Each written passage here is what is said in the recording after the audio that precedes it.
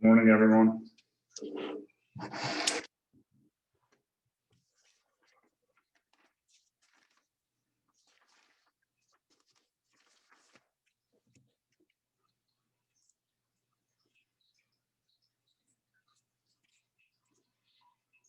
We'll get started here in just a second. Opening up a file here.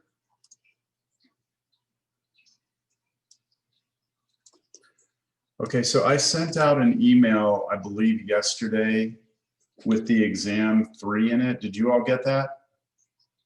Yes? Okay. So I'm actually going through the exam right now, doing the exam. I already found a mistake. So I sent another email out just, I don't know, 30 minutes ago or so. Did y'all get that one? Yeah? Okay, I see some people saying yes. Was it about one of the questions being written wrong? Number 3, one of my lines where I wanted you to rotate around a line, and that line was right in the middle of the region that you were supposed to be working on. So I just moved that line. So it was a minor thing, but I did send that out, and hopefully there won't be any other issues. But I also did change when it's going to be due. Did you all see that? So the idea here was I was trying to get it to be due on Friday so that I could get your grades back to you so that you can make a decision, you know, if you're thinking about dropping the class. But not everybody's in that boat. So, you know, most of you are going to continue in this course, you know, regardless. So I wanted to give everyone the weekend to work on it. So if you want to know what your grade is on the exam by Friday so you can decide about dropping, then you have to finish the exam by Friday and get it to be at 9 a.m. If you're not concerned about dropping, then the deadline is what, Tuesday? Did I make it? What was it, Tuesday at I don't know, 1 or 12:30 or something like that? And yeah, so did I send the Dropbox link for it? I don't think I did I? No. So I'll send that to you later. Are there any questions about that? Okay, so what I expect for you to do is on this exam, I want you to, you know, I told you that I'm going to have you do all the integrals maybe on a computer to figure out the answer. Follow the directions on the test. If it says do not evaluate the integral, then do not evaluate it. All right, you don't need to go to a computer. I've kind of changed my mind on that. But there are certain things that you will need to go to the computer for. Okay, you might need the computer to help you graph some of the regions, and that's fine. I mean, what I did is I went to like Desmos and I graphed it, and then I copied that and pasted it into my solutions. So, you know, use the computer to help you with the graphing. If you have to find the intersection of two curves, if that happens in the test, then you do need to show that algebraically, where things hit each other. Now, you can use the graph to confirm those answers, but otherwise you need to show it, you know, how you get to that by hand. We have, what, almost 6 days you have this test. So if you have any questions on the test between now and when it's due, please feel free to contact me, okay? I don't mind talking with you about a problem. If you're struggling with one thing, we can talk through it. Just come to my office hours, or if you need to schedule a special meeting, we can do something. I want you to feel like you can reach out and ask questions, but I want you to ask me. I don't want you to be asking someone else. All right? Is that clear to everyone? I should finish that test up today. So if there are any other little things I want to, you know, instruct you on, I'll send you an email with any updates, okay? All right, with that said, we finished up sequences last class. We're gonna start 8.2. And there was one thing from sequences that I did not show you that I need to show you. So this is a theorem. So we're still talking about sequences right now. This is a theorem. And the theorem goes like this. If you have a sequence, all right, A sub n, and you take the absolute value of it, and it heads to 0. So remember that this arrow really means this, that the limit as n goes to infinity of the absolute value of n equals 0. That's what that little arrow means, that when you take the limit of this as n goes to infinity, the limit goes to 0. So that would mean, what we're saying is if the absolute value of the sequence converges to 0, then the conclusion of the theorem is that the sequence itself, without taking the absolute value, must go to 0. Okay, that's the theorem. It's very simple. Let's just see it in action. So what about this one? What if we do the sequence a sub n equals -1 to the n over n? All right, so the question is, does this converge or diverge? So does that converge or does it diverge? Question. Well, we could take the limit right now, right? We could take the limit of this and let n go to infinity, but looking at the numerator, we know that this is an alternating sequence, right? It switches positive, negative, positive, negative. So why don't we take the absolute value of it? Okay, so if we take the absolute value of this sequence, then when we take the absolute value of the top,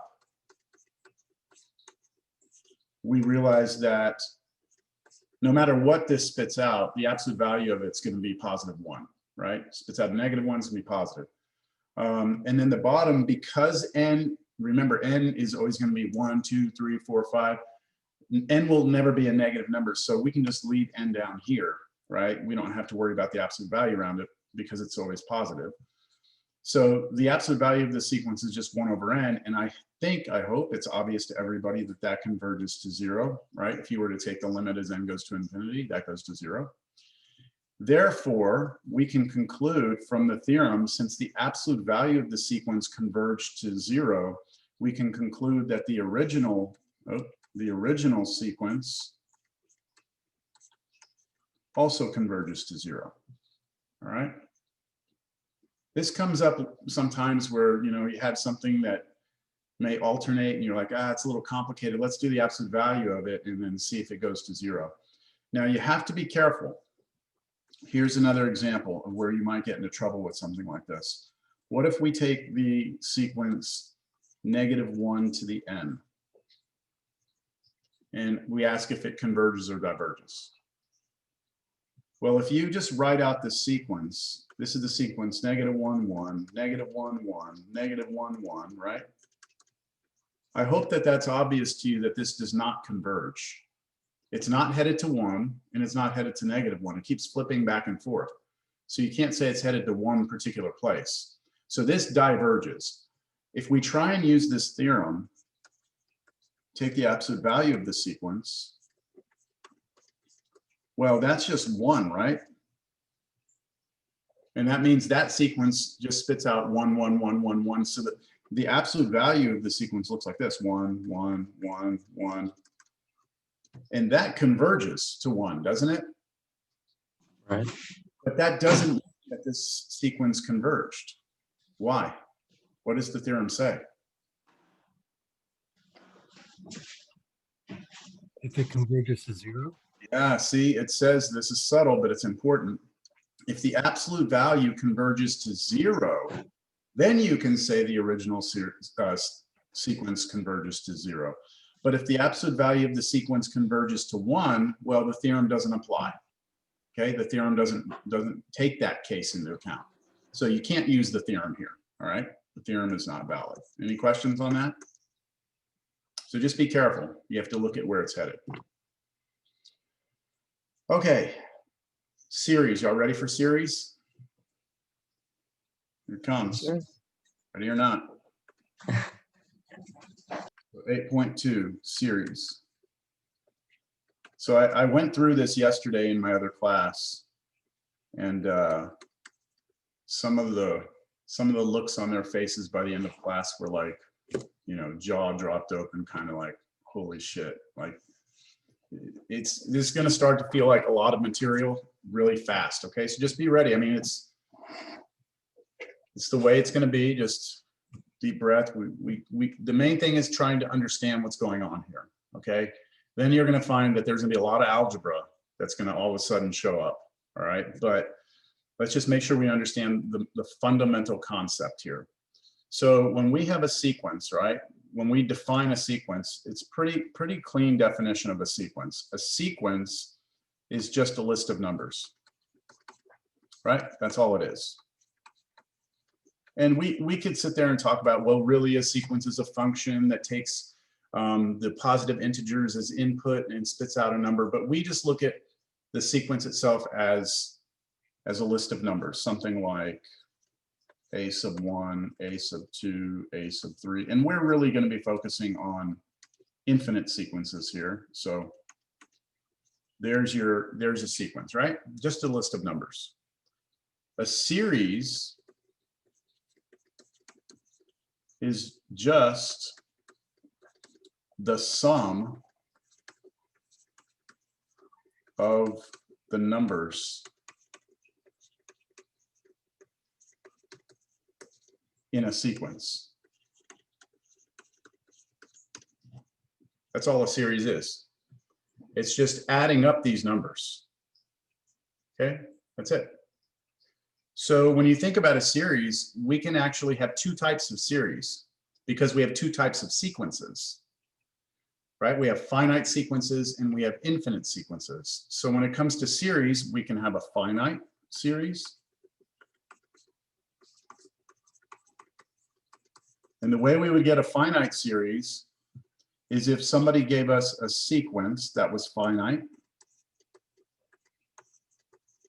Let's say they gave us a sequence that went out to, I'm just going to put M here. That would be a finite sequence, right? There's M numbers in that list, M numbers. So the series would be this. The series would be just all those added up.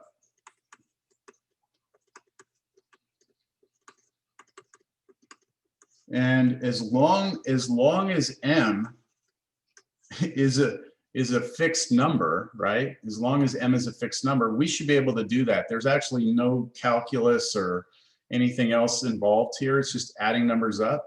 A computer could do this very easily for us, right? Even if we had 1 million numbers in the list, we could still use a computer to add those up.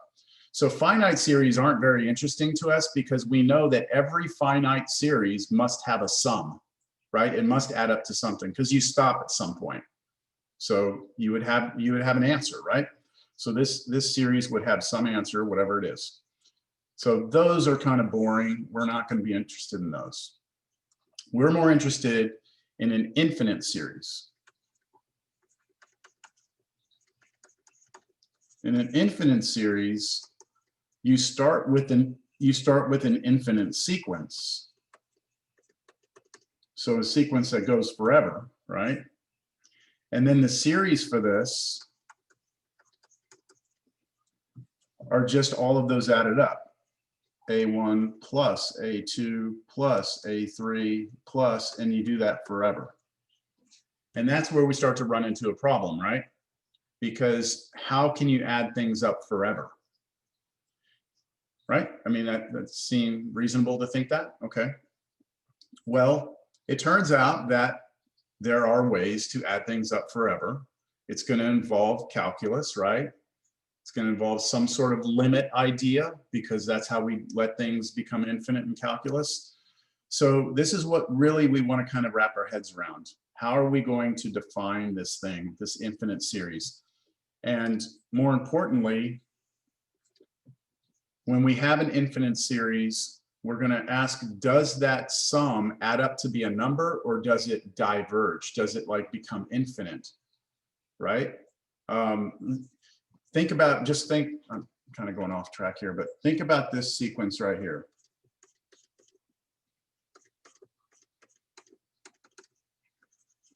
Okay, if we start adding these up, what are we going to get? So let's start with the first one. If we have the first one, we have -1, right? If we add the first two, what are we going to get? 0. Okay. And then we get -1. -1, and then we get 0. Zero. -1, and then 0, and then Zero, yeah. 0. So is that headed to a number? Um, No. No, no, because no. what happens is every single time you go out one more, it's It either comes going to back be to 0 zero. or -1, right? 0 or -1 when you add them up.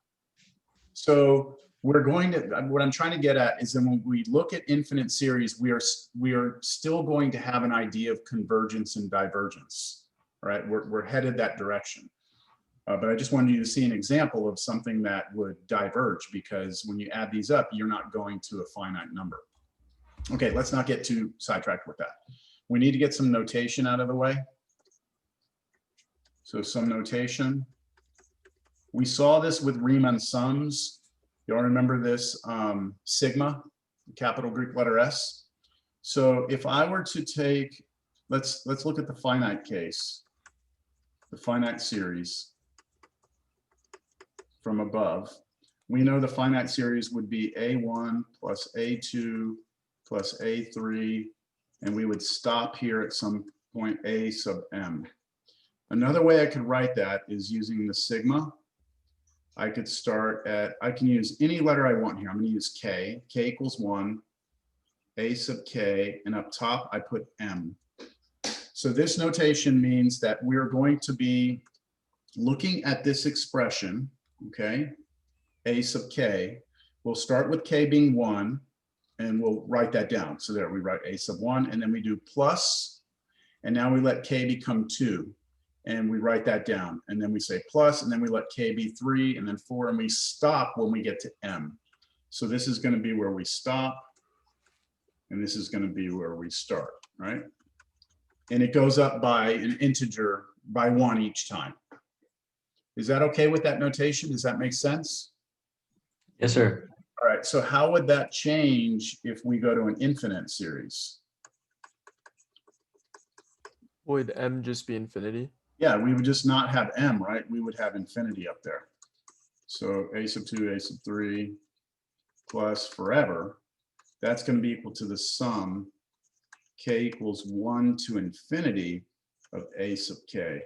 And again, that's the one we're more interested in, okay? So we want this right here. That's what we're focusing our attention on. The finite series, that's just addition, man. We've been doing addition since elementary school. Okay, finite addition, I should say. We've been doing finite addition since elementary school. So this is really what we're most interested in. Now, I also want to point out that this K here, I mentioned it, I could have used any letter I wanted there. So if I wanted to, I could have written this sum n equals 1 to infinity of A sub n. I could have written sum j equals 1 to infinity of A sub j. So that's that letter we use there is kind of like a dummy index. We call it the index of the sum, and it's a dummy variable. It can be any variable we want, all right? You'll see me use K and N a lot. J, I don't really use J here. J comes when you have like double sums, and that's Cal 3 stuff, but really we'll just use probably K and N here, all right? So we have this idea, we have a notation for it now, and so the big question is this. When you have an infinite series, does the series converge or diverge? That's the big question. Now you might be asking yourself, how is it possible that it could ever converge, right? Like if you're adding things forever, like how could you ever converge to something? So I'm going to kind of clear our minds with this real quick. I'm just give you an example, all right? So let's just take this idea of, let me write this out as a sum first. What if I ask you to, or let me give you the sequence. I'll give you the sequence. What if we take the sequence A sub n equals 1 over 10 to the n. Okay, so that's a sequence, right? That's a sequence. Let's write the sequence out. It would be 1/10, 1/100th, 1/1000, and so on and so forth forever, right? Now the series for that sequence would be the sum. I'm going to go ahead and use n. N equals 1 to infinity of 1 over 10 to the n. Does everyone see that all I'm doing for the series is plugging the sequence formula into this sigma notation? Okay. That's the thing I want to add up, right? All right. Okay, so if I do that, that's going to be equal to 1/10 plus 1/100th plus 1/1000, and that goes forever. So again, the question is, if we could sit here and add that up forever, is it going to converge to a number, or is it going to become infinitely big? What do y'all think? Infinitely big. Converge. Okay, so if Alex says infinitely big, can you kind of justify your reasoning or like give us your logic behind that? You know, now that I'm thinking about it might just converge. Yeah, now that I'm actually thinking. Well, here, I'll make the argument for you. Does everyone agree that that's a positive number? Right. Mm-hmm. Does everyone agree that that's a positive number? Uh-huh. And that one, all of them are positive, right? And you're going to add them together. Add that, add that, add that. So how is it possible that this can't be infinite then? Because you're going to be adding something each step, right? You're adding something. Now you might say, oh, well, they're getting smaller. But yeah, they're getting smaller, but we're not talking about atoms here. We're not talking about, oh, at some point you can't cut the atom. This is purely theoretical, right? So Right. we do have a positive amount each time. So for people who say it converges, my argument is, how is that possible? Another way to look at it is, let's say that you have a cup, right? Like this container. It has a finite volume, right? Let's say that this is exactly 1 liter, okay? 1 liter. Then this says, if I do 1/10, so what if I fill this up 1/10 of a liter in here, right? And then I fill it up, or I put in 1/100th of a liter, which is a little bit more, right? And then I do 1/1000. So I keep pouring in a little bit, right? Is that cup going You to should make it right overfill? now, though. Is that going to overfill? Alex, I've got to mute you because we can hear all that. So will it overfill or not, right? To say that it diverges or becomes infinite means that you're saying that that cup is going to overfill at some point. If you say it converges, then you're saying that no, it won't overfill, or that there's some cap to this. There's some upper bound, so to speak, that it doesn't get past.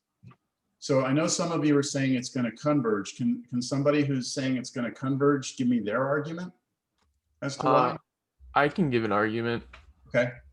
So it was kind of what you were saying before. Like, I know we're not talking about atoms, but since the increment from the previous number and what it's going by is getting smaller as it goes on, I don't think there's gonna come a point where it overfills the can, because after a certain point it just will become like atoms on top of atoms on top of atoms, if that makes sense.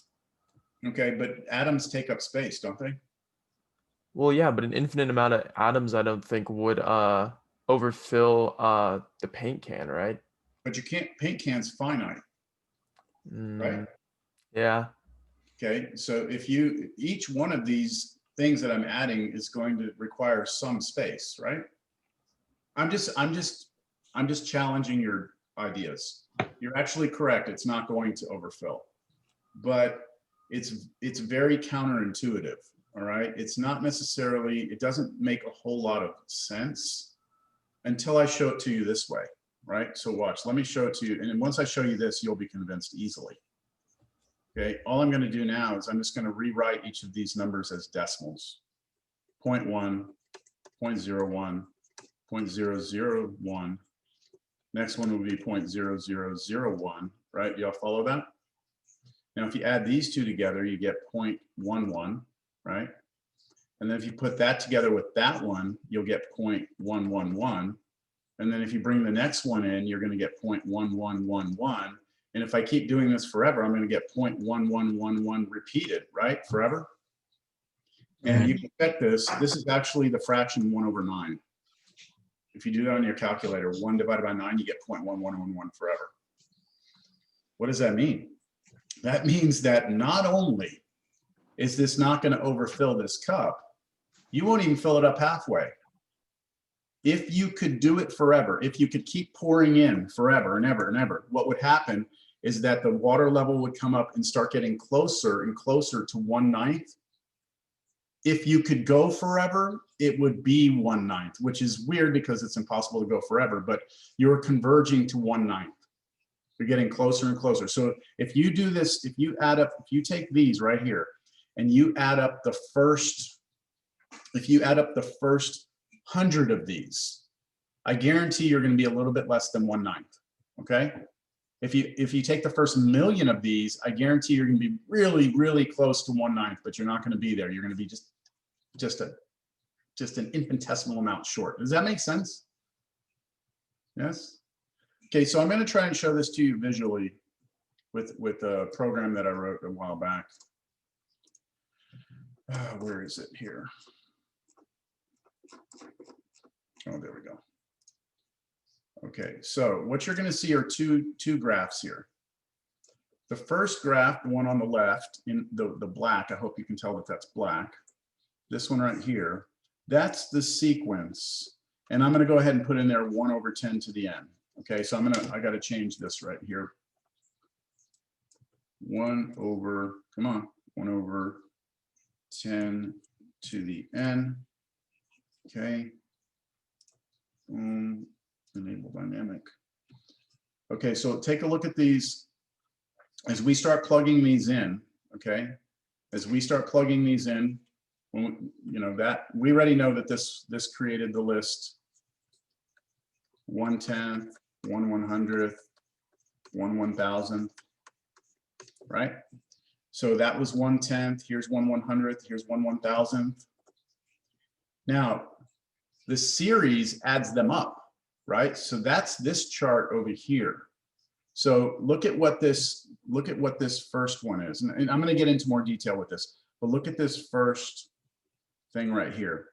That's just 1/10. Okay, that's all that is. The next number, the second number we have, is actually adding up the first 2 of these over here on this sequence. So if I take 1/10 and I add 1/100th, I get 0.11, which is this next one. And then the next one would be 0.111, and the next one would be 0.1111. And do you see that as I go out, the further I go, can you tell that these are not like taking off to infinity? They're kind of staying below a certain value. I have to, oh, wrong one. There we go. You can tell that they're staying down here near 0.1, right? They're definitely below 0.2. So can you tell that these are actually kind of like converging? Does that make sense? They're In a sense, yeah. Yeah, in a sense, yeah. Okay, let's get back. I just wanted you to see visually what's going on there. Okay, so our big thing is, does an infinite series converge or diverge? So it is possible to have a list of an infinite number of things that when you add them up, your sum is still finite. All right, that you have to believe that that's possible. I hope I've convinced you. So let's talk about convergence and divergence of a series. A series, no, I need something else first. Hold on, sorry, completely forgot about this. We need to talk, in order to get this definition established, we need to talk about what's called the nth partial sum.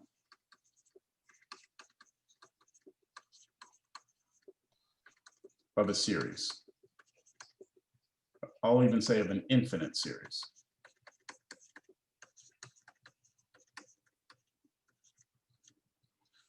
All right, so let's say we're given a sequence.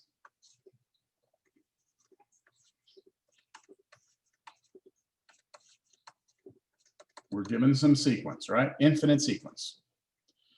And we start talking about not the sum of all of these, but just the sum of part of them.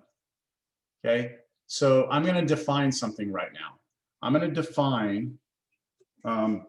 define S, capital S, subscript 1 to be just the first number in the sequence. Okay, I'm going to define S subscript 2 to be not just the first one, but the first one and the second one added together. I'm going to define the third S to be the first 3 added together. This making sense? So that makes sense. Okay. So if I wanted to define, let's see, what would capital S subscript 7 be? Well, it would be the first one plus the second one, all the way out to the 7th one, right? If I said, what is S subscript N? Wouldn't that be the first one plus the second one? And where would I stop? At N. At the nth one, right? This is what we refer to as the nth partial sum. See, it's not the whole sum. It's not the sum of all of them, right? It's only the sum of part of them. It's the first n. Okay? Now, if you think this is where things get really kind of cool but kind of strange. Does anyone see what we've just created right here? What is this? I was look thinking like it those looked like the first people. finite series. Well, each one of these is finite, right? Each one of these is finite. But what I'm asking you to consider is when I do S1, what is S1? It's a number, isn't it? Yeah, a sub 1.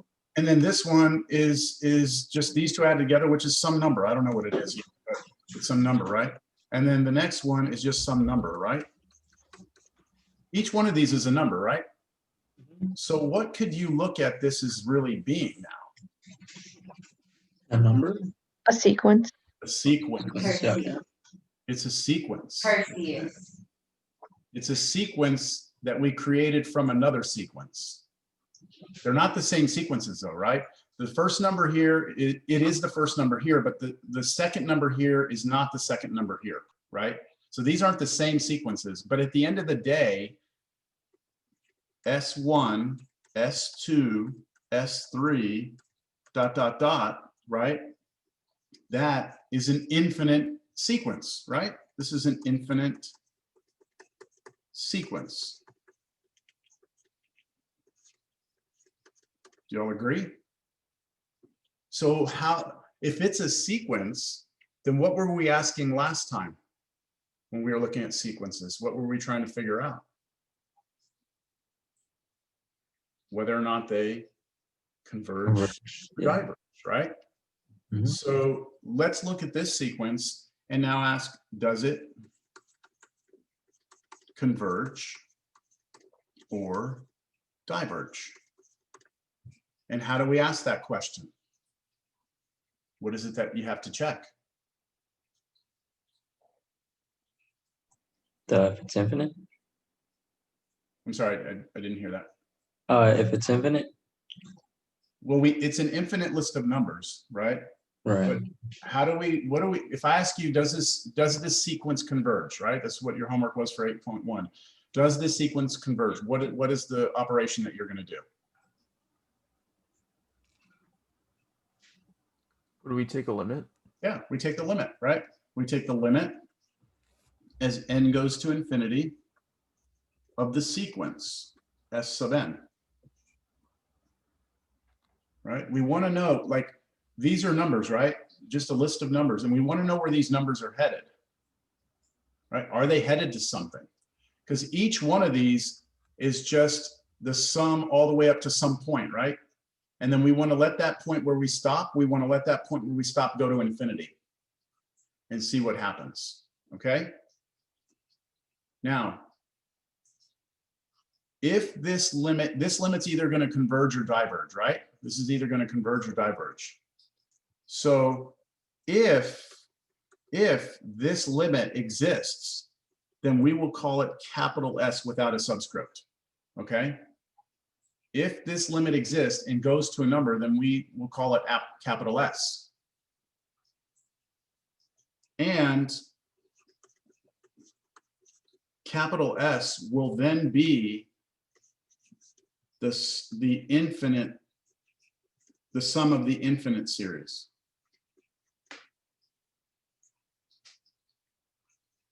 So just think about this again.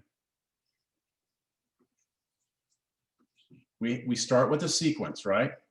We create a new sequence from that sequence, which is just the sum of what's the, oh my God, the word I'm looking for. The sum of the next consecutive number in the list, right? Each time you jump down on one of these, you're just adding the next consecutive number on the list to the pot, right? And we're asking ourselves, does this sequence of numbers converge?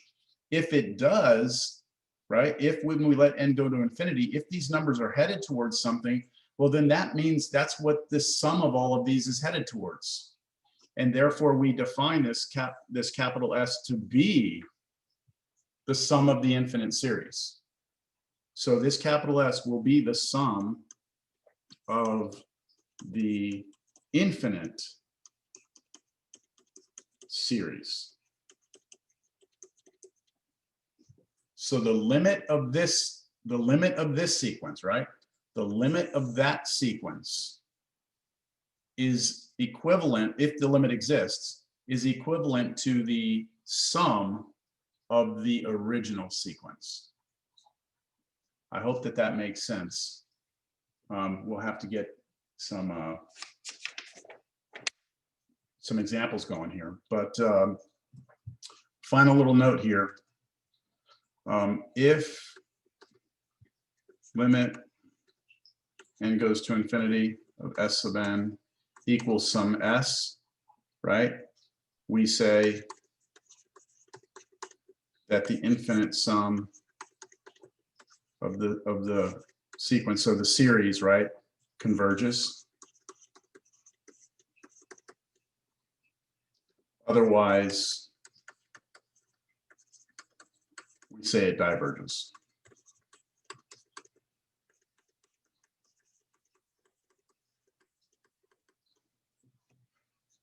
Let me show you a quick example that I hope will illustrate everything that we've just done. Now, the example I'm going to give you is a very special example. Unfortunately, things are not going to work out this nice for us, but this example I give you is easy to follow. Okay, well, I think it's easy to follow. And we've already talked about it. So let's say we have the sequence a sub n equals -1 to the n. Okay, we know that that sequence, I'm not going to put an arrow because you'll think I'm saying it converges. -1, 1, -1, 1, right? This just keeps going. All right, let's look at the partial sums. So what would s sub 1 be? -1. That's just the first guy here, right? Okay, so that's just -1. Okay, what would s sub 2 be? Well, -1 plus the next one, right? That's 0. S sub 3 would be -1. -1, then s sub 4 would be 1, and we could keep doing this, right? So what does this sequence look like? What does s sub n look like, that sequence? Well, the first number was -1, right? What's the next number? 0. Next one, -1. Next one. Shit, hold on. I messed up. This one should have been 0. I apologize. S sub 4 should be 0. You add this to this, that gives you 0, and then this -1, then add that, you get 0. I just wasn't thinking. Do y'all see that that keeps just flipping back and forth between -1 and 0? So let me ask you this. What is the limit as n goes to infinity of that sequence? So is this sequence headed towards one thing? No, right? This limit does not exist. This limit doesn't exist. Because look at it, it just keeps flipping back and forth, right?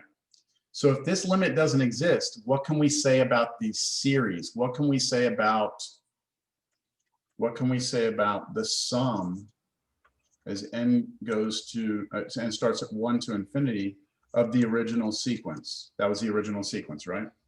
What can we say about this when you start adding these up? It diverges. It diverges.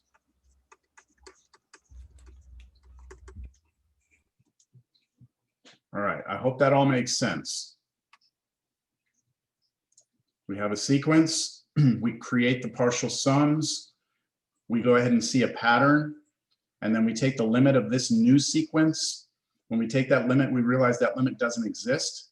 If this limit doesn't exist, then the sum of this sequence, the infinite sum of this sequence, is not going to add up to anything. It's going to diverge.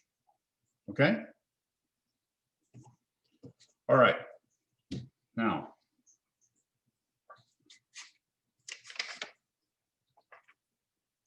let's take our next example.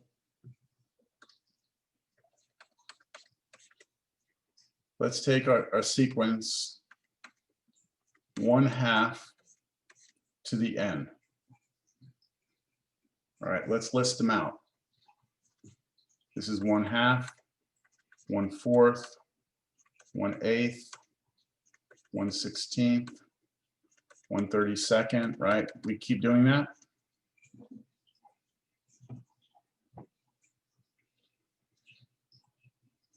Let's look at our partial sums. What would S sub 1 be? Just the first one, right? 1/2. S sub 2 would be the first two added together. What's 1/2 plus 1/4? 3/4. 3/4. Okay. What's the next one? That's 1/2 plus 1/4 plus 1/8. 7/8. Is it 7/8?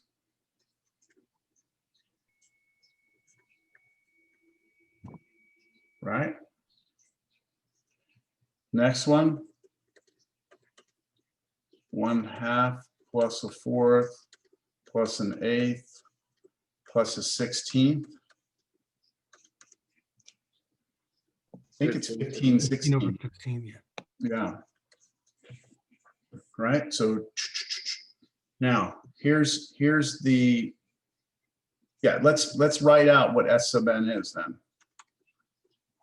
It's 1/2, 3/4, 7/8, 15 over 16, ... right? Understand? Sure. Now, we would like to know if this converges or not. So when we do this, let's take the limit. Well, shit, we have to find a formula for it, right? Don't we? We have to find a formula that would generate this sequence. Can you all tell how we can generate this sequence? With the S sub 1s and S sub 2, sub 3. Now think back to, remember when, like your homework, I gave you a sequence and I said, hey, go find a formula for it. The That's top what I of want you to do. plus Can you, one. can you create that sequence with a formula? Does everyone see that the bottom, the denominators are all powers of 2? 2, 4, 8, 16. Does everyone see that the numerators are always one less than the denominator? So I could say that the denominator is 2 to the n, and the numerator is that same number, but then take away 1. And now I have a formula for it, right? So I can just take the limit as n goes to infinity of this formula.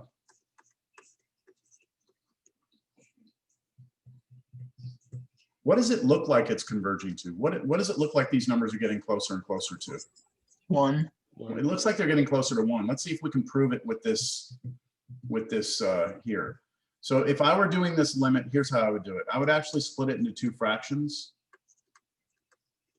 I know it's like infinity over infinity, and you could think about L'Hopital's rule and all that, but if you just split it into two fractions, put 2 to the n over itself, that would give you 1, and then minus the other one would be 1 over 2 to the n. I hope that you would agree that if n goes to infinity, this thing gets huge, and so what you get is 1 over infinity, and that goes to 0. So your answer should just be 1. So what we're saying then is that if you were to take these numbers and start adding them up forever, the sum should get closer to 1. It should converge to 1, right? So the way I'd write that is this: the sum n equals 1 to infinity of 1 over 10 to the n equals 1. Now you have to be careful because what we're saying is it's a limit, right? It's approaching 1. We're not saying it's ever equal to 1.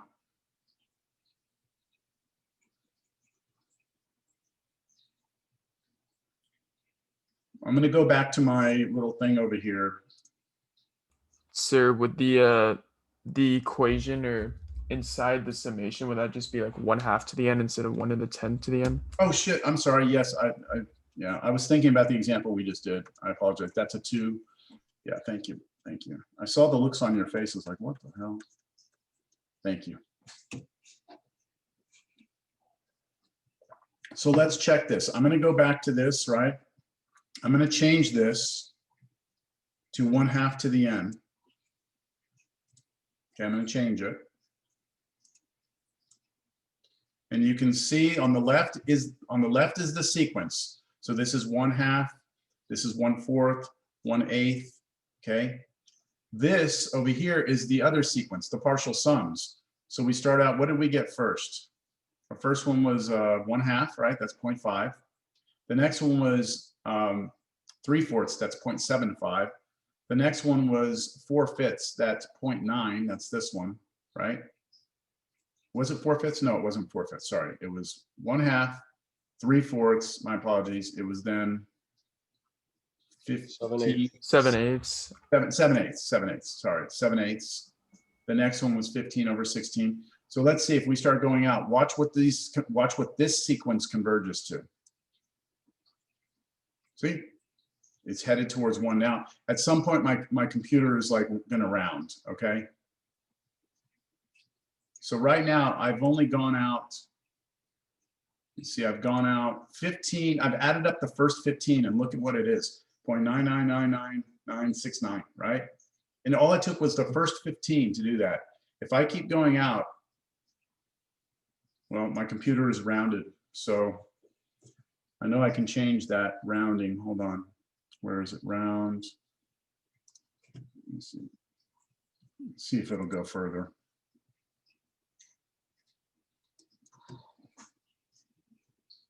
To raise to negative n. That's still not going further. Yeah. You believe it? Yes. I mean, we've done it. Okay. That worked out pretty good. I think that worked out real nice. Let's try another one. Okay. How about this one? A sub n equals 1 over n.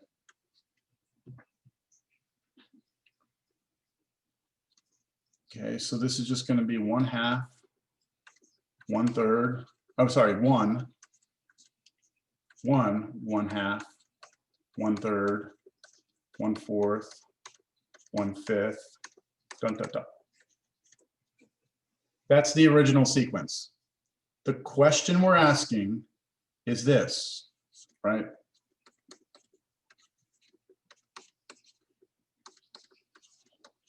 Does that converge or diverge, right? That's the question. So how do we do this? Well, we start to create the partial sum sequence, right? So we write S sub 1.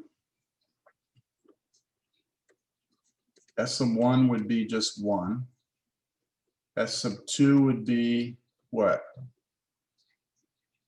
Why don't I give you a minute? Why don't take a minute to see if you can get like the first 3 of these. And if you keep going, the first 4.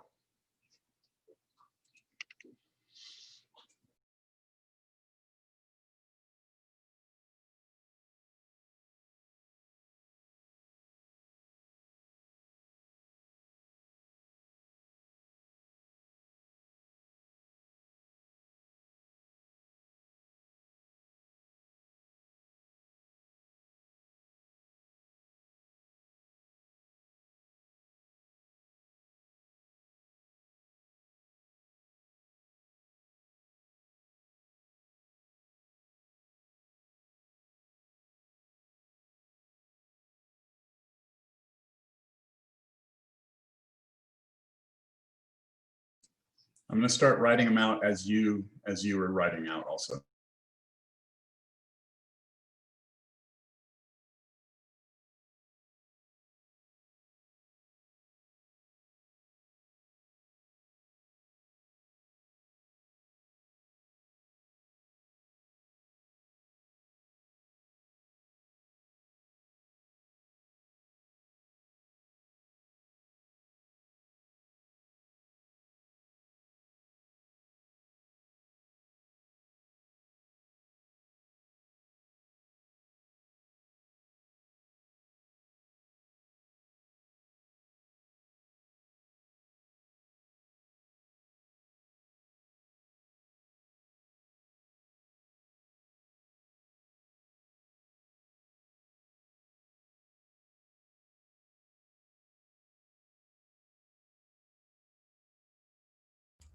Sir, would S of 3 be 12 over 6? Or I feel like maybe I might have done the math wrong. I think it's 11 over 6. You're right, you're right. I'm sorry about that. It's okay.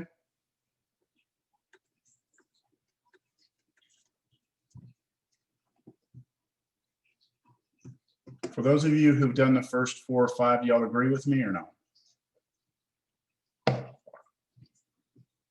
Okay, I'm gonna start writing this out.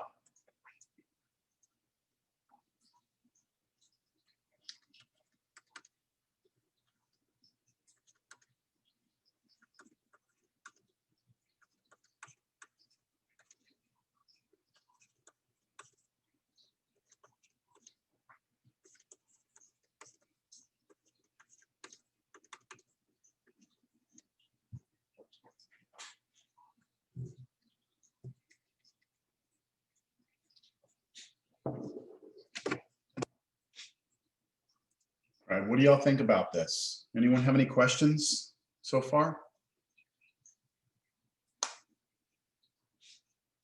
So we need to try and come up with a formula for S sub n. If we can come up with a formula,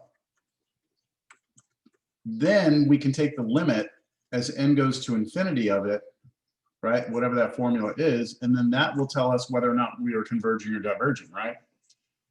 But look at this sequence of numbers. Can you come up with a formula? Look at the numerators. Are they jumping by the same amount each time? No, they're not. Do they look like they're powers of anything? Well, they're not like powers of 3, or doesn't look like they're powers of anything. I don't think it's a factorial either. It doesn't look like anything we've seen before, does it? Same with the bottom. The bottom's not doing. Do you see that this is a pattern? This is hard to find this pattern. And we're not going to find it, okay? We're not going to find it.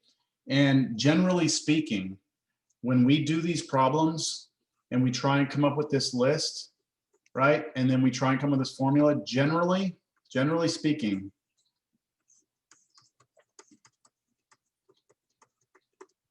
this is very hard to find.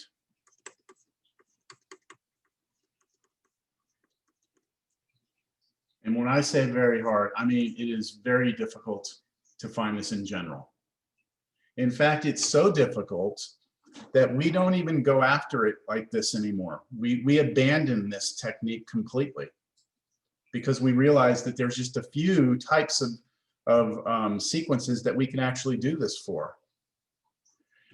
And so what we wind up doing is really asking one ultimate question.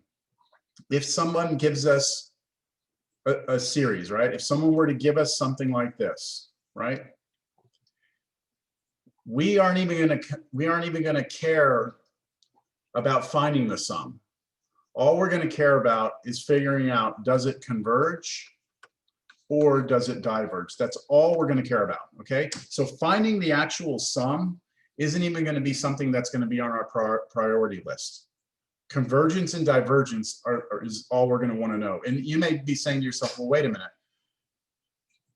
Why would we want to know convergence or divergence? I mean, how is that useful? If we don't know what it adds up to be, why is it even useful? Well, the reason why, and we're getting ahead of ourselves, way ahead of ourselves, but the reason why, and I alluded to this at the very beginning of the semester, is that what we wind up finding out later on in this chapter is that pretty much every function that you've ever dealt with in your life can be written as an infinite series. See, do y'all see that this is an infinite series? Sum, now they're starting at 0, don't worry about that, we'll adjust that later. But it's an infinite series, and it winds up being a sum of a bunch of powers of x, every single one of these.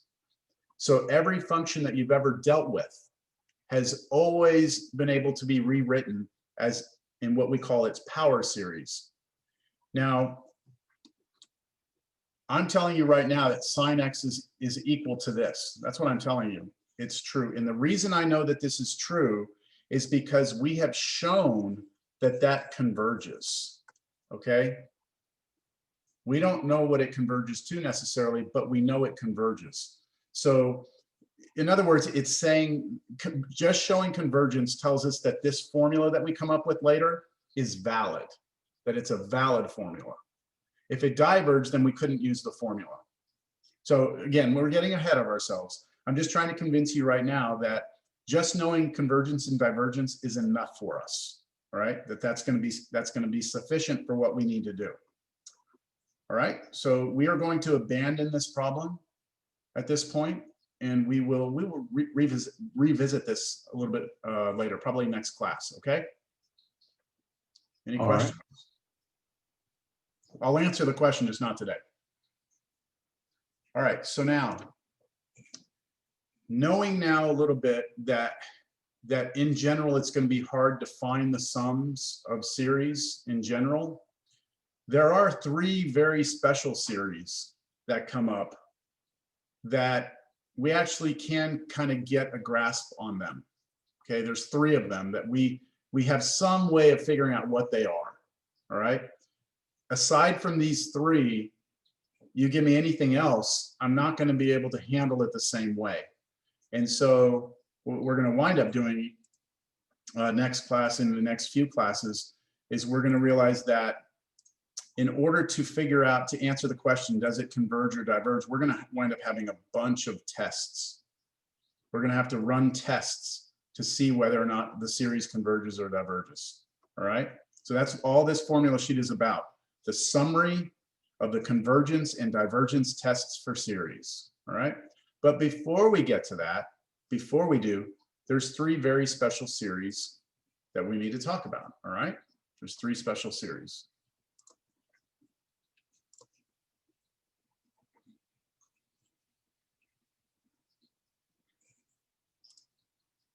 I'm going to make sure I pointed this out last class.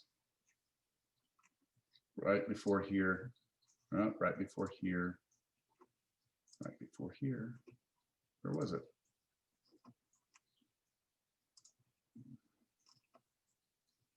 Oh, there we go. Okay, so this is going to come up here in a minute. Remember from last class that I said that if we have a sequence that is some number raised to the n, like this was an example here, 3/4 to the n, that we say that that will go to 0 if the absolute value of r is less than 1. But if this number in here is bigger than 1, it's going to diverge. It'll become infinite. Okay, so just remember that, because I'm going to use that in just a minute. All right, so the 3 types of series, the 3 special series that we're going to investigate. The first one is called geometric series. The second one, they're called harmonic series. And the last one is called collapsing, or they're also called telescopic series. These are the 3 special ones. We got to get these out of the way. Once we get these out of the way, then we will be able to address series in a more general from a more general point of view. So let's look at geometric series first. All right, that's our first one. And this is all we're going to be able to cover today is just geometric series. So one geometric series. All right, so I have good news about geometric series. We will always be able to determine convergence or divergence. Not easily, but we will always be able to determine whether or not it converges or diverges. Okay, so geometric series, that's going to be easy for us to do. Not only that, if it converges, we can find its sum. We can find the sum. And just as a little preview for you, there are only two series. There are only two series that we're going to study that we're going to actually be able to find the sum. There's only two types, and they are geometric and the collapsing or the telescopic. Those are the only two series in this class for the rest of the way on that will actually be able to tell you what it adds up to be. Everything else is just going to be convergence or divergence. That's all we're going to be able to do. All right. All right. So what is a geometric series? A geometric series is a series that looks like this. It's a number A. Oops, that's supposed to be a plus. Plus that same number A times some number R, plus that same number A times that R, but now squared, plus that same number A times R, but now cubed, plus that same number times R to the fourth, plus dot, dot, dot forever. This is what a geometric series looks like. Notice that we're adding things up, right? So it's a series. The things we're adding up, right, go on forever. So this is infinite. And if you look, every single one of these has A in it, right? And then they all have an R being raised to a power. And the power here is 4 here, 3 here, 2 here. There's a 1 there, isn't there? Even though I don't write it. And do y'all see that there's actually, even though I didn't write it here, do y'all see that there's an R to the 0 there? Right? And that's important because what I'd like to do now is I'd like to rewrite this geometric series in sigma notation. So here's what it looks like in sigma notation. Sum n equals 1 to infinity. Now, how would we do this? They all have A, right? They all have A, so I need an A here. And then it's going to be R raised to a power. But where do my powers need to start at? 0. 0, but my index starts at 1. So how do I start at 0 for the power up here? What do I need as the exponent for this? N minus 1. Minus 1. Right? Okay. That's what a geometric series looks like. It's some number in front of some other number raised to the n minus 1. Just to give you a little preview, here would be an example of something that you could say is geometric. Sum n equals 1 to infinity of 4 times 1/3 to the n minus 1. That's an example of a geometric series. You have a number in front, A. You have some R here, right? And then it's being raised to the n minus 1. Okay, so that right there is geometric. Everyone clear on that? The question becomes, does this series converge or diverge, right? Does it converge or diverge? Well, I'm going to show you, I'm going to go through and show you how we can determine that. Now, what I'm about to show you is like a proof. It's not something you're ever going to have to do. All we're going to use is the end result of what I'm about to show you. So this is kind of like, do you remember those integrals we ran into a few times where I was like, look, somebody like spent a lot of time, they're, like maybe 2 years of their life trying to figure this integral out, and they did. This is kind of the same sort of thing. I'm going to show you where we can get the conclusion from, but you would never like come up with this on your own. Okay. So just appreciate it for what it is. So remember the ultimate question. The ultimate question is, what does this thing converge to, or does it converge? So I'm going to try and assist us by having you consider this sequence, not series.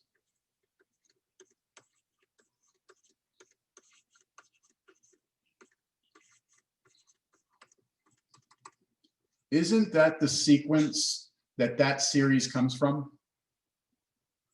Like it's, A, but then the next one would be A plus this one, and the next one would be A plus this one plus this one. The next one would be A plus this, right? So this is the original sequence that this series comes from. You buy that? Now, if I were to start writing out the partial sums, S1, that would just be A. S2 would be A plus AR. S3 would be A plus AR plus AR squared. Are y'all following me? I see people nodding, but yes, we're good.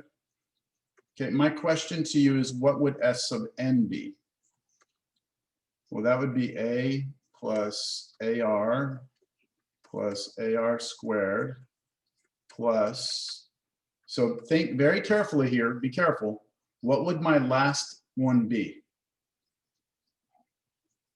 What would my last one be? Because I'm stopping at n, right? If I stop at n, what would the last one here be? AR n minus 1. Yeah. To the n minus 1, right?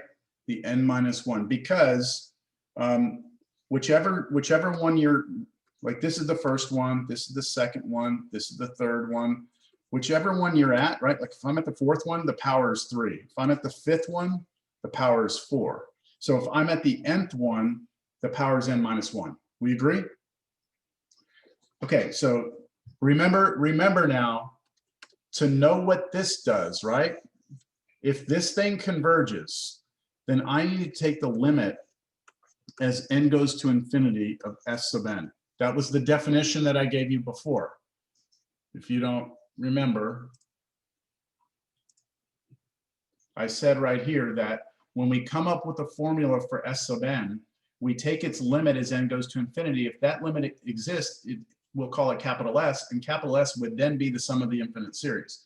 So right now we're saying this is the sum of the infinite series. It's going to be the limit as n goes to infinity of this thing right here, right? So I need to take the limit as n goes to infinity of this. But there's a major problem, because if n goes to infinity right now, right? If n goes to infinity, you can't figure out what this is. And the key is because you have dot, dot, dot in here. As n goes to infinity, the tail end of this sum gets longer, doesn't it? Like you keep getting more of these to add together. This is not a finite expression. What am I talking about? What am I talking about? I'm talking about this right here. If I give you that expression, 1 over n, and I ask you to take the limit as n goes to infinity, you're going to tell me 0 because it's a finite expression. Where if I tell you take the limit as n goes to infinity of this, it's not finite because the dot, dot, dot, it just gets longer, right? The sum just keeps getting longer and longer and longer. So that's a major problem. And so there's a beautiful workaround to this. Y'all ready to see this? This is the part that someone suffered through for a long time, okay? But keep in mind, this is what we want, right? I want to know this. If I can figure this out, I'm in business. Right now, I have the expression. I just can't take a limit of it. So I'm going to do something very nice now. Let me grab this and take this to the other page. I've taken up too much room here. I'll just take this.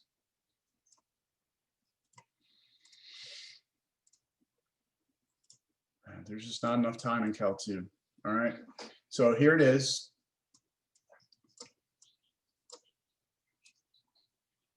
And I'm about to do something to it, right? Here's the very unnatural thing. I'm going to multiply both sides of this equation by r. Okay, so I'm going to multiply both sides of the equation by r. Now, when I multiply on the left, I just get r times s sub n. But when I multiply the right side, each one of these picks up an r, doesn't it? Each one of these. So it becomes ar plus ar squared plus ar cubed plus dot, dot, dot, dot, plus, and I'm going to leave a gap in here. Can you tell me what my last one's going to be? Because this has now picked up an R, hasn't it? I've picked up an R next right here, right? An R went to every one of these. So what would this last one be? Because that's like R to the first power. AR to the N. AR to the N, right? You're adding 1 to the exponent. So N minus 1 plus 1 would give you N.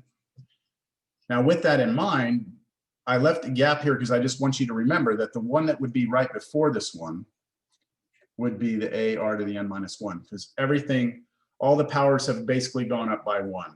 So the one at the end, the powers come up by 1, and the one in front of that would still be this minus 1. Do y'all agree with that? Yes, sir. Okay. Now, I want us to, underneath this, I want us to, oh, you know, no, I can, yeah, I won't do it underneath. Here's what I'll do. I want you to consider this now. What would S sub n minus R times S sub n be? So what I'm asking you to do is take this line, isn't that S sub n? You know what, and I need to get those R's out of there. They're going to confuse us. I have to rewrite that, sorry. This is AR squared, AR cubed, plus dot, dot, dot, all the way to the n, AR to the n minus 1. Okay, so that's S sub n. I want us to take that S sub n right there, and I want us to subtract from it R times S sub n. So I want us to subtract the green. Now you might be asking why, and I understand why you ask why, but just do it, okay? So if I subtract, let's see, some things start to cancel, don't they?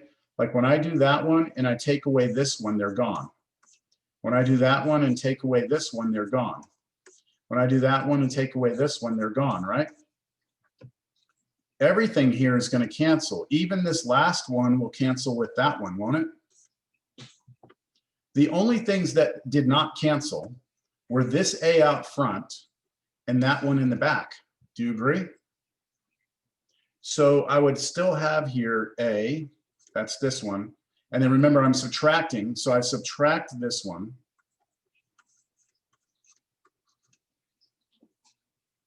Right? Any questions on that? Now, the really nice part. On the left side of the equation, I'm going to factor out S sub n.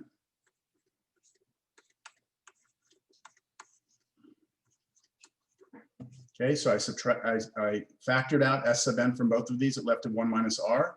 And then finally, I'm going to divide through by 1 minus R.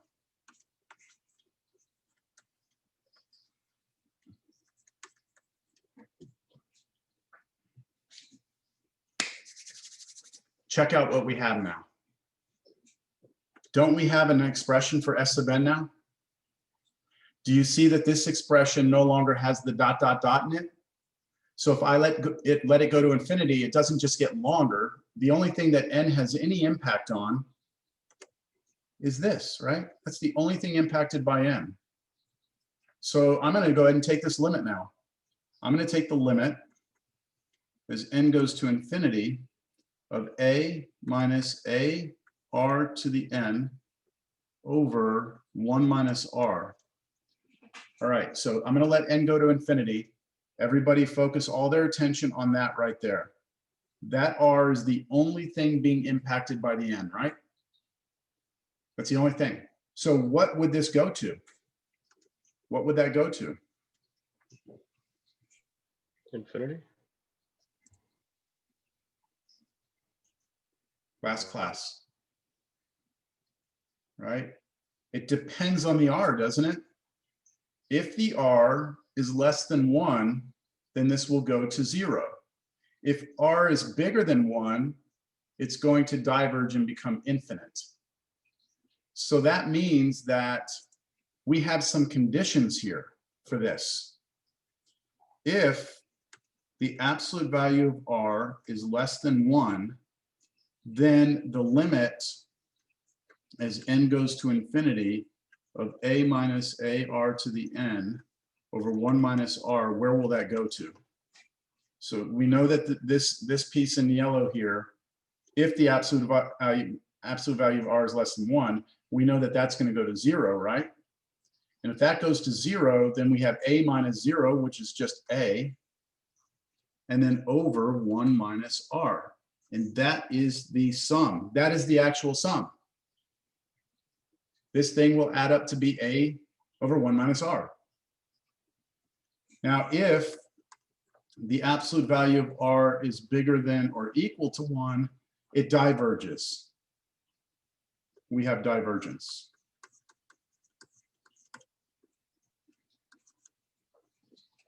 How's that? That's pretty awesome, huh? I mean, someone came up with that. That's just algebra, but it works out. It's really nice. All right. We're ready to look at something here. This is the formula sheet. This is in Canvas, right? This is something you can print. This is something you can have on your test. I want you to look at the second row on this thing. It says, look, hey, everyone, if you've got a geometric series, oh yeah, this is what they look like. Sum n equals 1 to infinity of a times r to the n minus 1. Well, guess what? It's going to converge, and it's going to actually converge to the sum a over 1 minus r if the absolute value of r is less than 1. Now, if the absolute value of r is greater than or equal to 1, this series diverges. That's everything we just did summed up in one little row. Do you see that? We still have a lot to do, don't we? Yes, we do. Right, but that's just one, right? But it's a great formula. So let's see it in action. Okay, I want you to see this in action. So which one did we do earlier? Hold on.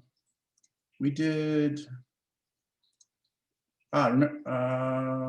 yeah, I accidentally erased that. That was 1/2 to the n. Remember we did this one? And do you remember we said that this one added up to be 1?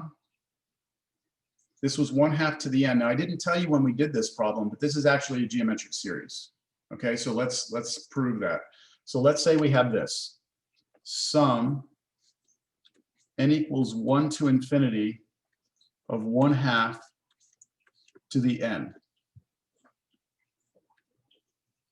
The first thing we have to do is convince ourselves that this is geometric, that it looks like this. Right? That's what geometric is. Every geometric series has to be written like that. Then you can draw your conclusion. Is ours written like this? No, what's wrong with it?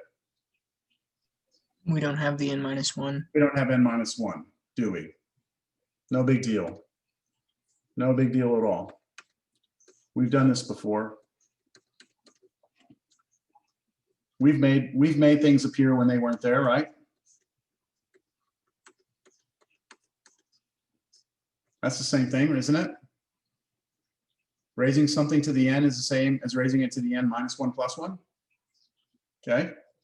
And we can even go with that and write that this way. That's 1/2 to the n minus 1 times 1/2 to the 1. So I'm using properties of exponents backwards, using the fact that if we have the same base, we would, and we're multiplying, we would add the exponents together. If we add these together, we get back up to this, which is really this, right? So I've just like split it apart. What do y'all think about this step from here to here? Well, actually from here to here and then there to there. Yeah? Get used to it. Okay, get used to this. This is going to be with us now. Okay, we're going to be doing this a lot, trying to just make things happen. We're going to be trying to massage our series to make them look the way we need them to look. All right. Now, from this form, do y'all agree that we have? I can bring that 1/2 that was in the back. I'll just bring it out front. Now, is it geometric? It is, right? What's A for us? That half, right? And then what's R for us? Well, that's the same. It's in this particular problem, A and R are the same. That doesn't always happen, but now what we need to check is the absolute value of R less than 1? Is it? Yeah. Absolute value 1/2 is less than 1, check. So what is this series going to do? It's going to converge, right?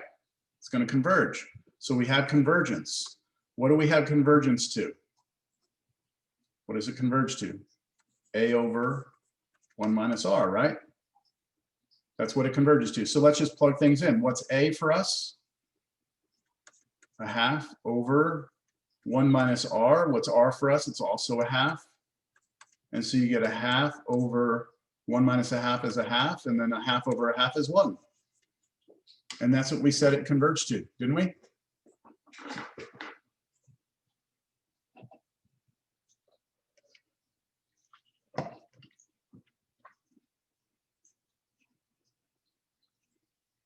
I'm Well- astonished at how much that formula saves work. Oh, yeah. Oh, yeah. Let's do another one.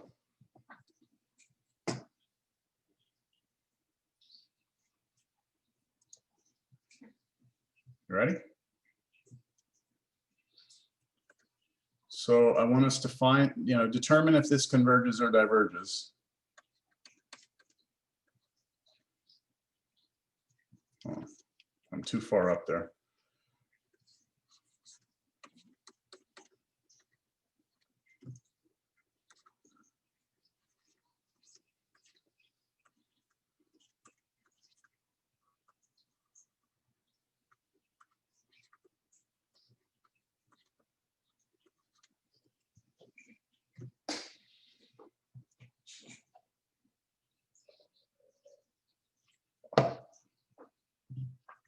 Okay, so I'm looking at this and I'm thinking that this is geometric. And the reason I'm thinking this is geometric is because the n, okay, so the thing that makes you think geometric is the fact that the n is up here in the exponent.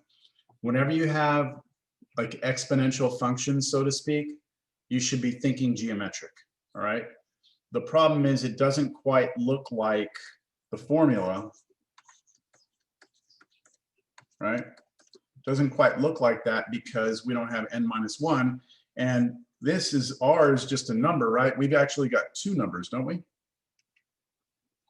No big deal, right? No big deal. We'll fix it. We'll fix it. So we're just going to do this. -3. We're going to go to the n minus 1 plus 1 plus 3. And on the bottom, we're going to go 5 to the n minus 1 plus 1 minus 2.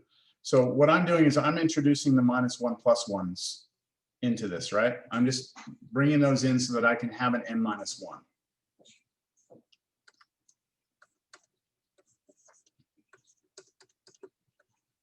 So I'm going to rewrite this top one as -3 to the n minus 1 times -3 to what power?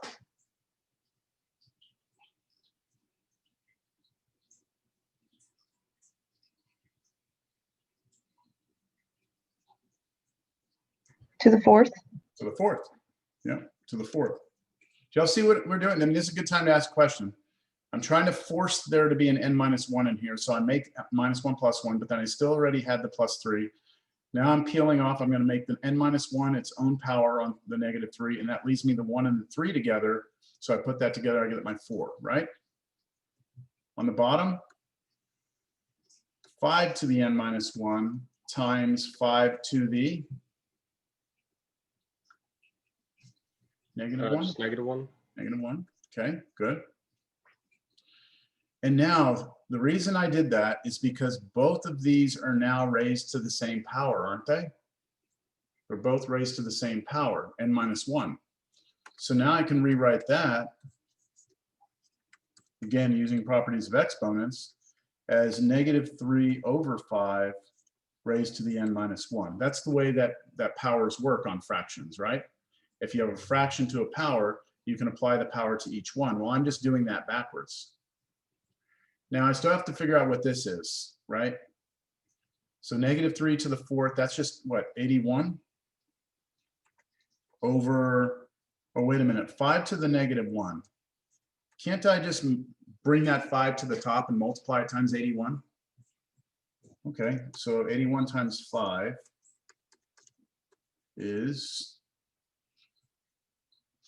405? Is that right? I believe that's right.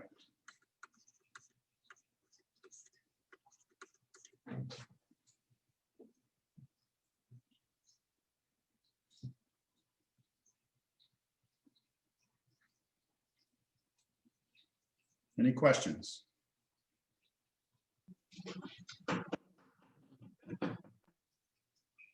Do you see A and R now? So A here for us is 405. R here for us is -3/5. Now the big question, is the absolute value of R less than 1? Yeah, right. The absolute value of -3/5 is less than 1, check. So it will converge. What will it converge to? So this converges to A, 405 over, be careful here, 1 minus what? -3/5. -3/5. So that's the same as 405 over 1 plus 3/5, which is the same as 8/5. 8/5 on the bottom, so 405 over 8/5. And let me see, I'm not going to get a decimal here. 405 times 5. I just want to make sure it doesn't reduce. Yeah. So when you bring the 5 up to the top, you should get 2025 over 8. There it is. Now, if you wanted to get that as a decimal, you could. This is actually 253.125. I think. Did I do all that right? 3/5, 5, 8. Yeah, multiply by 8. Yeah. Yeah, that's right. Okay. All right. So you can see how when you have these, you have to manipulate, right, and get your n-1 to happen. All right, we have time for another one.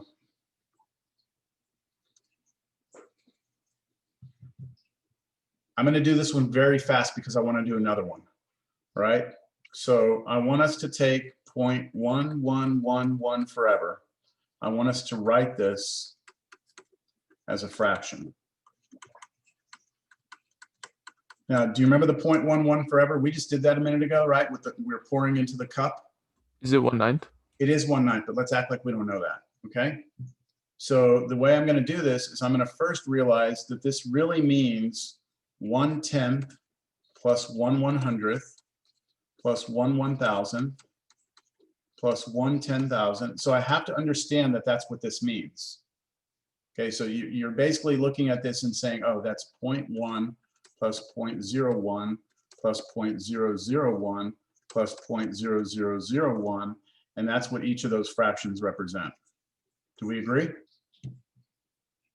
Now that, I can rewrite that up here as the sum. Oh, wait, you know what? Let me not do that yet. This is because you have to realize something. You have to realize that each of those is 1/10 raised to a power.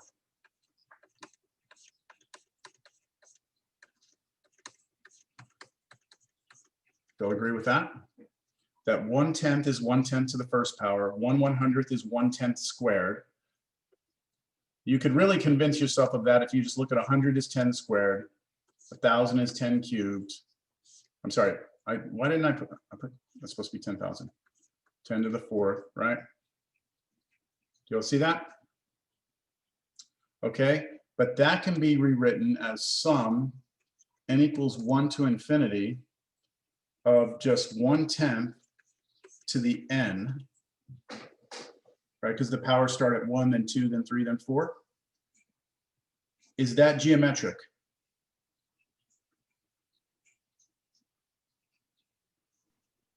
Well, not yet.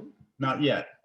Not yet. It's going to be though, right? Because all we're going to do here is go -1 + 1, right? So then we're going to go sum n equals 1 to infinity, we're going to have 1/10 to the n minus 1 times 1/10 to the first power. And at that point, we are now geometric. This is going to be R and this is going to be A. Is the absolute value of R less than 1? Yes. So this will converge. What does it converge to? A over 1 minus R, right? A here for us is 1/10 over 1 minus a 10th. I'm going fast because, like I said, I want to get one more example in. 1 minus a 10th is 9/10. And when you flip and reciprocate, you get 1/9.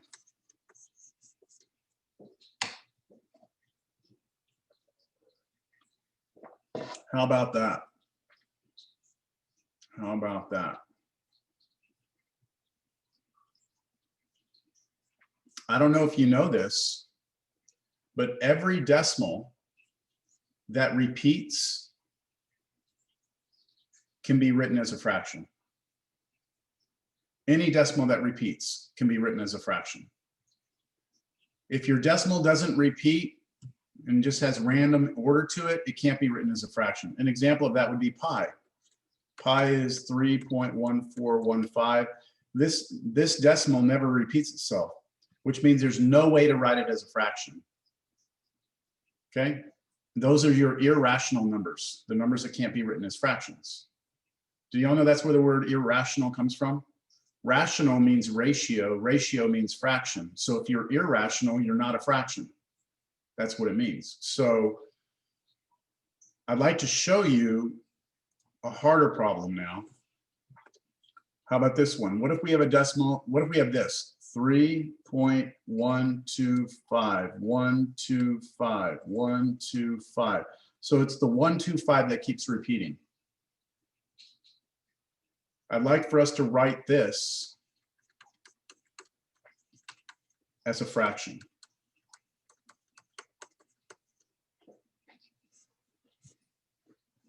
All right, here we go. First things first. Please agree with me that this is the same as the number 3 plus, let's see, this is, the 1 is how many tenths I have, the 2 is how many hundredths I have, and the 5 is how many thousandths I have. So I could rewrite that 125, that 0.125 is 125 thousandths. That would represent those 3 decimals. For those 3 digits in the decimal. And then the next 3 would be 125, but this time over what place value is that? This is tenths, hundredths, thousandths, 10,000, 100,000, that's million, right? So that's 125 millionths. Plus the next group would be 125 over, shoot, I'm running out of names for these, but we're going to add another 3 zeros, aren't we? Because we're moving 3 decimal places. So 1, 2, 3, 1, 2, 3, 1, 2, 3. And I believe that's billions, yes? And I could keep going, couldn't I? But I'm not. I'm just going to rewrite this as 3 plus 125 over, now I'm going to try and realize that these are all powers of something. These are all powers of 10, aren't they? This first one is 10 to what power? The 1,000 is 10 to the, Jesus, why is it doing that? 10 to the 3rd? I don't know why it's doing that. All right. Plus 125 over 10 to the 6th plus 125 over 10 to the 9th. Are y'all buying this? The next one, if I had it, would be 125 over 10 to the, they keep on going up by 3, right? So 12.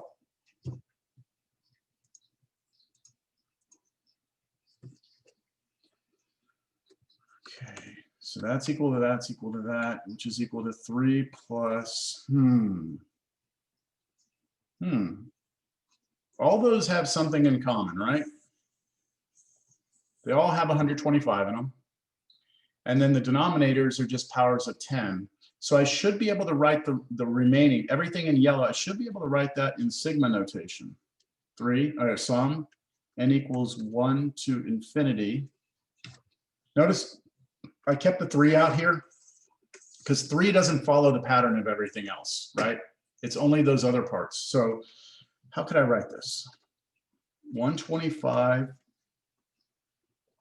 over 10 to the what? Who's going to get the brownie points today? 2n plus 1. 2n plus 1. Good job. 2n plus 1.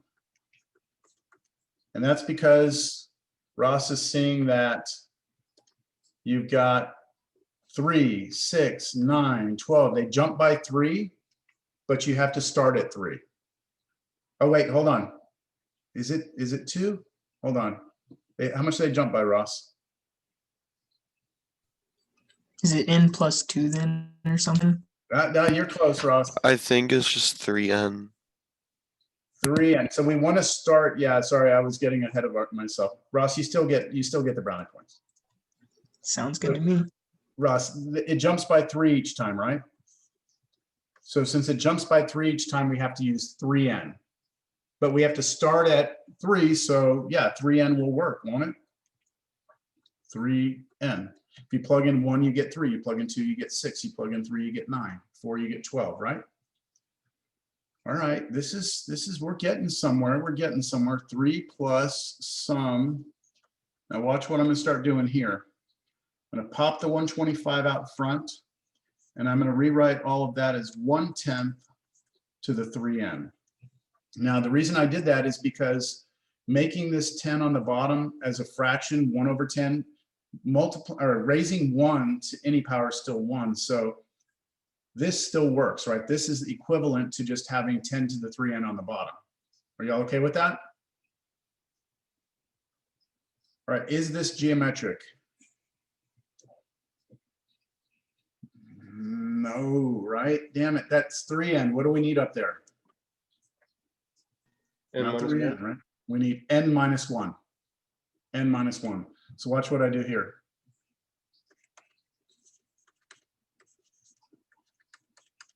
That's right. We're not going to freak out about it.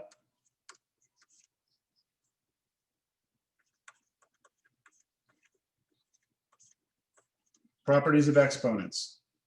Something to a power, you multiply the powers, don't you?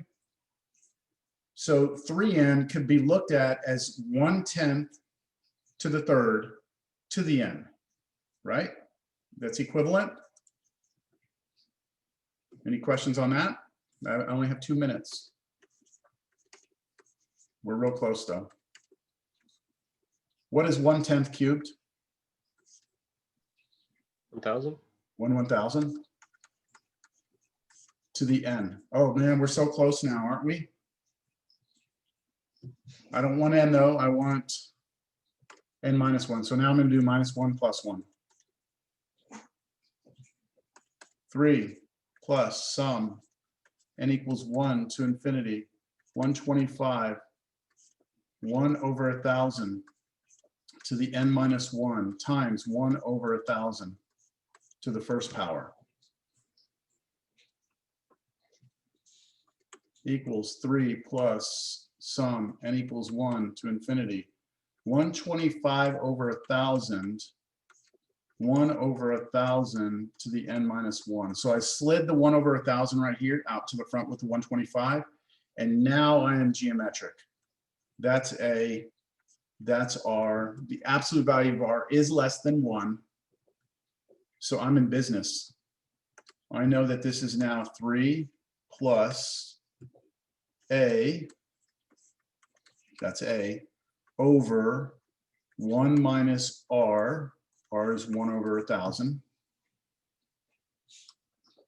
I'm out of room.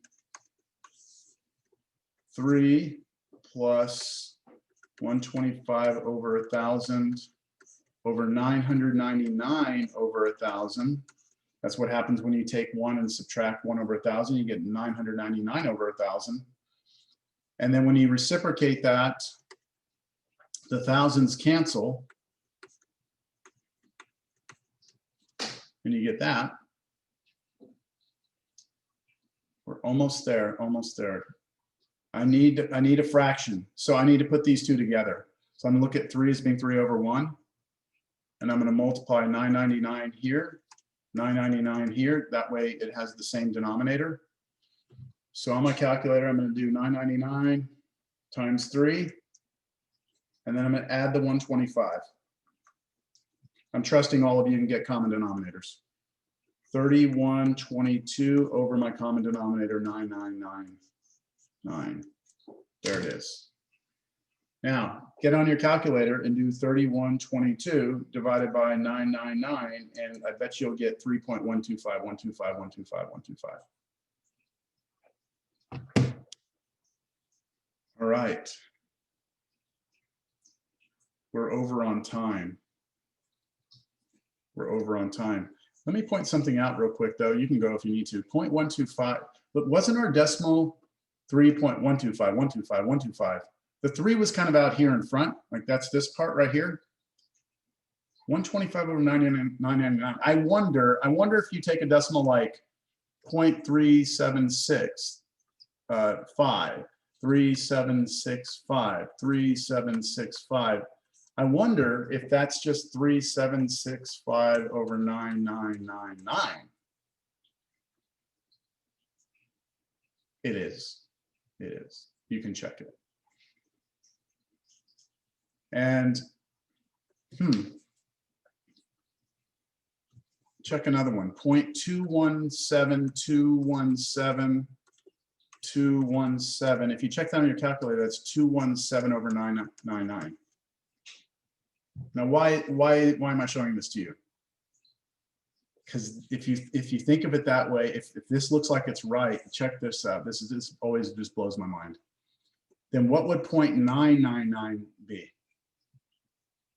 if we're following the same pattern?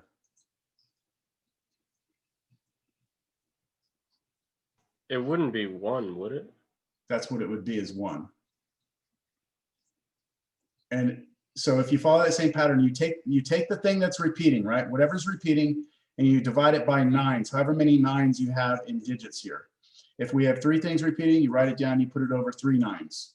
If we have one number repeating here, you write it down and you divide it by 9, but oh shit, that means it's 1. And that means you're telling me that 0.99999 forever is 1, which it actually is. 0.999 forever is 1. So, all right, we're out of time. We'll come back on Monday. Is it already? Man, so we'll come back on Monday, right? And we'll pick up here. We still have more to do. Homework-wise, don't get too far behind on your homework. I'm very concerned about you spending too much time on the test and forgetting that we're like in chapter 8. For 8.2, don't do anything past number 12. I would suggest you do numbers 7 through 12. I would try all of them, 7 through 12 on page 443. Okay? Those are all geometric series. They tell you they're geometric series, and that means you can just manipulate them. Try and figure out what happens. We've got a lot to do still. All right, have a great weekend. Enjoy the test. Enjoy the weekend. If you have questions, let me know. Yep. Real quick about the test. I know it says clearly explain like your reasoning. So we're writing down exactly what we're doing step by step, or So what I don't want is to have you have answers without any, like correct answers without any sort of like justification or logical. Let me bring up the test just to kind of give you more of a feel for what I mean here. So like on this first integral, you know, like I don't want you to just give me the answer, right? I want to see you evaluate this. I want you to do this integral by hand. So I want to see the technique of integration you use, right? I want to see that on paper. These integrals that you set up here, you just have to set them up. You don't have to evaluate them. I'd like to see some pictures with these, like drawings that show how you're determining whether or not you're using washers or shells, or, you know, does that kind of make sense or no? I just don't want a bunch of just answers that are all correct without any sort of supporting work. I don't know if I will give you a hint. This one right here, number 4, it tells you that the cross sections form regular pentagons. You can Google regular pentagons. Nobody in here is going to know what the formula for the area of a regular pentagon is. It's okay if you Google that, but you need to show me somewhere on your test, like, hey, here's the formula for the area of a regular pentagon. Like, show me that you went and found it. Don't just give me the answer. I don't know. By look on your face, I'm not sure, Christian, if I'm answering your question. Yes? Yeah, no, that so we're pretty much just showing our work instead of actually writing out what we're doing, right? Yeah, you don't need to, like, in words tell me every little thing. Just try and be as thorough in terms of showing. If you're hesitant, like, should I show this or not? Just show it, you know? I'd rather have too much stuff to look at than not enough. Okay. Like these right here, these right here, if you just like give me the formula, yes, you could get it right, but I'd like to see how you figured it out. Like, I'd like to see how you figured out what each of those numbers really were. Like, let's say that they were all powers of 2, right? You decided to rewrite the whole thing, but then you wrote like 2 to the second, 2 to the third, 2 to the fourth. So I can see that you're actually analyzing it instead of just giving me an answer. Because nobody's just going to look at this one and be like, oh yeah, sure, the answer is this. You're going to have to like do some work for it, right? Something.